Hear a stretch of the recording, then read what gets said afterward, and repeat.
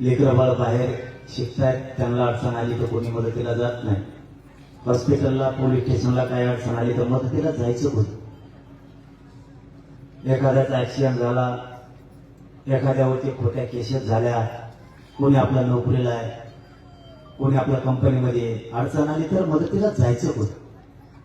यासाठी एक मोठी स्वतंत्र यंत्रणा असली पाहिजे.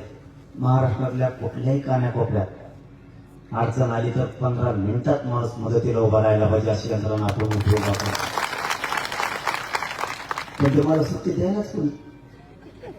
रोज कार्यक्रमाला नुसतं म्हणते भाऊ आमचा शेवटचा एवढा करा. प्रत्येक जण येतो तसंच म्हणतो. उद्या तुम्हीच म्हणताना आडी अडचणी आल्या तर प्रश्न सोडवायला कोणी नाही. एवढा मोठा समाज एकत्र आला, मग त्याला आडी अडचणीला सुद्धा मदतीला माणसं पाहिजेत. गोरगरिबांसाठी लय अडचणी आहेत बाबाजी, नाही सांगू शकत कोणाला. नाही सांगितलं तर पुढचा करण तरी कशावर. म्हणून त्या समस्या मार्गी लागल्या पाहिजेत. म्हणून आपण एक यंत्रणा उभी करतोय, पण त्याला उभं करायला मला वेळच देत नाही.